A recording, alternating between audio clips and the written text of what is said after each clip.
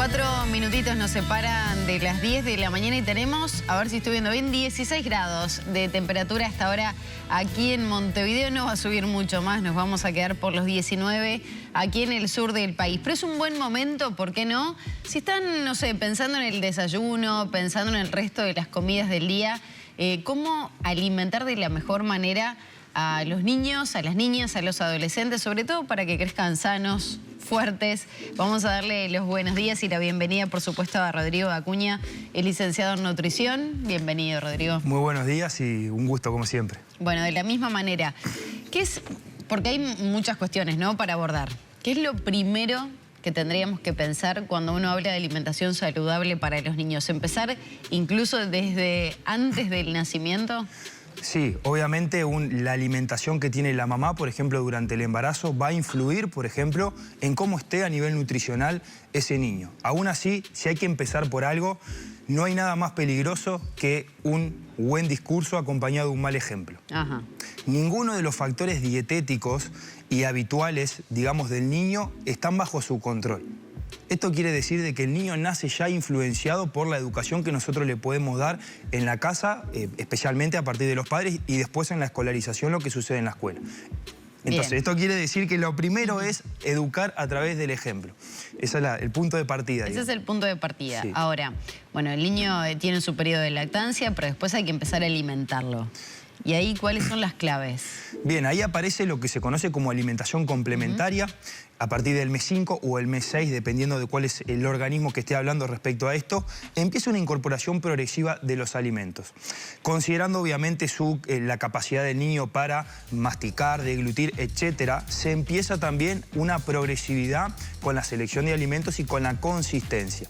Aún así, el mensaje para los niños, adolescentes, es el mismo que para los adultos. La alimentación debe estar basado en alimentos naturales, mínimamente procesados, principalmente de origen vegetal. Es decir, a medida que va creciendo el niño, hay que acompasar la alimentación con las bases de la alimentación como para un adulto saludable. ¿En qué momento, yo, por ejemplo, no tengo recuerdo de no comer con azúcar o sal en mi casa, por ejemplo, ¿no? Poca, pero existía. ¿Es acorde a los tiempos que corren ir incorporando sal agregada, azúcar agregado a los alimentos? Bien, el 80% de los niños toma demasiada sal, incluso cuando tienen menos de 2 años. Se ha analizado, se hizo un estudio, por ejemplo, donde se estudió a 3.000 niños de 4 a 24 meses. Estamos hablando todos menores de 2 años. Y se vio que del total de energía que comían, el segundo alimento y el tercer alimento que proveía esas calorías eran bebidas azucaradas y zumos con aromas de fruta. ¿Qué quiere decir? Eso siempre comprando en el supermercado, ¿no? Lo que hacemos nosotros. Sí, y el 50% de las calorías totales que consume la mayoría de los niños viene principalmente a expensas de ultraprocesados. Tremendo. ¿Qué quiere decir esto? No está tan claro que una buena alimentación nos dé mucha salud. Lo que sí está clarísimo es que una mala alimentación enferma al niño. Y ya analizando a los niños vemos que ya tienen un patrón dietético que los lleva hacia el exceso de peso. Lo habíamos comentado en la columna anterior, que hay algunos estudios que están, digamos, proyectando de que por primera vez a lo largo de la historia los niños pueden que vivan menos que los adultos. Va a bajar la esperanza de vida. Porque lo que antes era un exceso de peso a partir de los 15 años, hoy es a partir de los 2. Entonces, Rodrigo, ¿cómo debería, no sé, una familia elaborar un desayuno nutritivo, un almuerzo, una merienda y una cena para niños? Vamos a pensar en menores de 12 años, por ejemplo. Bien. Ya en un momento que están comiendo con normalidad. Bien, lo primero que hay que entender es que los niños no tienen tarjeta de crédito, ni tarjeta de débito, Exacto, ni dinero. Hay algo que se llama el control encubierto de la ingesta. ¿Qué quiere decir esto? El mayor punto crítico de control que tiene una familia sobre la ingesta de los niños es a través del ejemplo y a través de la disponibilidad de alimentos del hogar. Entonces, en respuesta a esto, ¿por dónde empezar? Haciendo que en casa estén los alimentos saludables y que padres y madres sean el ejemplo. Frutas, verduras. Frutas, verduras, cereales integrales, legumbres, pueden ser lácteos, frutos secos, proteínas, etc. Bien. ¿Por qué arranco por acá? Porque yo puedo decir perfectamente cómo puede estar constituido un plato saludable o un desayuno saludable, pero el desafío de los padres y de las madres no va a estar únicamente en eso, sino en que ellos lo puedan seguir y que el niño, entre comillas, haga caso. Claro, hoy lo charlábamos acá, no me acuerdo si fue Alfredo que dijo, bueno, dependiendo del tiempo que tengan los padres. Bueno, cómo ha cambiado, digamos, el mundo laboral y las responsabilidades ha hecho que, digamos, haya un cambio en cómo se educa a los niños. Todo es más rápido, comete esto, y a veces a través del soborno, la recompensa, castigo, estimulamos a los niños a que no lloren y que coman ciertos alimentos. Y acá algo importantísimo, muy importante, que no funciona así, madre-padre. Más del 80% de los hogares se utiliza el soborno como estrategia para que los niños coman más. Hoy se sabe que el soborno genera aversiones, que aumenta el riesgo de desarrollo de trastornos de la conducta alimentaria, aumenta el riesgo de que ese niño de grande tenga exceso de peso. Porque en definitiva, somos los papás queriendo llevar a un organismo que está perfectamente regulado a nivel biológico a algo cultural. Incluso hoy se sabe que el peso actual de los padres puede llegar a ser mejor predictor del estado de salud futuro del niño que el peso que tenga el niño ahora. Mira. Porque nosotros culturalmente lo invitamos ¿a qué? Al club del plato limpio. Es verdad. Entonces, volviendo un poco a la elaboración, ¿qué no puede faltar o qué no debería faltar en un desayuno de un niño?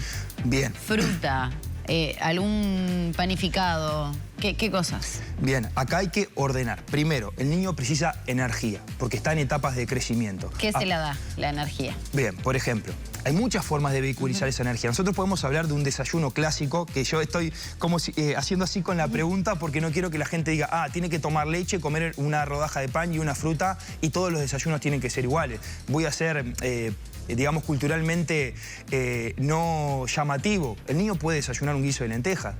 El tema es que la cultura está tan metido a través de lo que ha sido el desarrollo de la industria y la publicidad de que pensamos que tiene que tomar el yogur con azúcar, etc. De hecho, hay estudios que han empujado que el niño antes de ir a la escuela tiene que comer azúcar porque mejora el rendimiento cognitivo. Sí, pero esos estudios eran financiados por los cereales azucarados. Y hoy se ha visto que el niño precisa energía, no azúcar. ¿Y dónde la consigue la energía? La energía la consigue a través, por ejemplo, a través de los panificados, a través de la avena, a través de la fruta, a través de los frutos secos, a través de la legumbre, los cereales integrales. Concepto, tiene que comer comida. Y siempre ofrecer al niño esos alimentos y que el niño elija cuándo y cuánto. Porque acá es donde fallan los padres, creyendo de que cuando el niño dice ya me llené es desobediencia. No, no es desobediencia. Es un cerebro que le está diciendo al niño ya tenemos la energía suficiente, no comas más, si tenés hambre vas a volver a comer. Entonces respetar un poco el hambre y saciedad del niño es importante.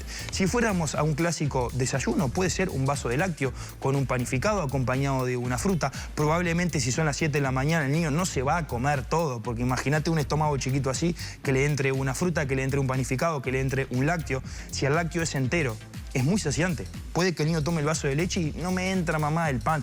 Bueno, esas cosas respetarlas también porque son importantes. Eso es un muy buen dato, ¿no? El respetar que con un vaso de lácteos se puede llenar el niño. Sí, y que el niño cuando tenga hambre va a pedir, se lo puede llevar de la merienda o lo puede comer después. El concepto es, mamá y papá eligen el qué, el niño elige el cuánto, el cuándo y el cómo. Bien. El cómo lo incluye. Si el niño es chiquito y elige meter la cabeza dentro del plato y tirarse los fideos, dejarlo, el finger food, porque el niño está experimentando. La exploración es importante para la autonomía del niño. Ahora, Rodrigo, y también es habitual, por eso que señalabas, un estómago más chiquito que se llena más rápido, que después pueda reclamar comida, tal vez a diferencia de un adulto que cumpla con esas comidas y no tanto con estar picoteando. El niño sí es más habitual que picotee. Sí, es más habitual. Y hay que dejarlo picotear. Es más habitual que picotee e incluso el niño en determinadas etapas, por ejemplo, cerca del año, puede tener un empuje de hambre, que es un empuje del organismo de decir, ahora hay pico de crecimiento. Cómo lo plasma en el comportamiento del niño, se pasa comiendo. Pero cuando uno en realidad empieza a analizar, se pasa comiendo. Sí, come un poquito, deja un poquito, deja. Esto quiere decir que cuando aumente la demanda, hay que darle. Siempre y cuando estemos hablando de que le estamos ofreciendo alimentos naturales y mínimamente procesados. En casa tiene que haber alimentos. Es el ejemplo, lo mejor que podemos hacer por nuestros hijos. ¿Hay alguna fruta, verdura que se considere tenga que ser después de una determinada edad? Pienso, no sé, la palta, por ejemplo, por el contenido graso que tiene. Bien, no cuando hablamos de alimentos naturales, salvo excepciones. Por ejemplo, cuando son niños muy chiquitos, hay desaconsejados ciertos alimentos. Por ejemplo, espinacas y acelgas. Es desaconsejado darle mucha cantidad antes del año por la cantidad de nitratos. Bien. Después, por ejemplo, ciertos peces, como puede ser el atún rojo, que tiene demasiada cantidad de plomo. Justo en Uruguay no estamos en un lugar donde comemos muchos crustáceos, muchos peces, pero sí hay algunas excepciones. Por ejemplo, la miel, menos de un año no darle. ¿Por qué? Porque la miel, el proceso tecnológico no garantiza de que mate la espora del Clostridium botulinum. Entonces, bueno, la miel hay que dejarla hasta el año, por ejemplo. ¿La palta está habilitada? La palta sí, está bien habilitada, sí. ¿Qué pasa con los almuerzos? Porque hablábamos un poco del desayuno, de cómo arrancar el día para esos niños. Bien, almuerzo, la misma estructura que un adulto. Tener una proteína, puede tener un cereal integral y puede tener alguna verdura. Que el niño vaya eligiendo. Y acá es importante porque los papás se obsesionan con que el niño coma verdura. Entonces la ciencia dijo, bueno, vamos a ver que vamos a usar diferentes técnicas, a ver si el niño come diferentes formas. Se estudió, por ejemplo, recompensarlo cuando come la verdura, ofrecérsela y no decirle nada, dejarla ahí, castigarlo cuando no come, etc. De las 5 técnicas que se probó, ¿cuál funcionó mejor entre ellas? Ninguna. Entonces, ¿cuál es la conclusión?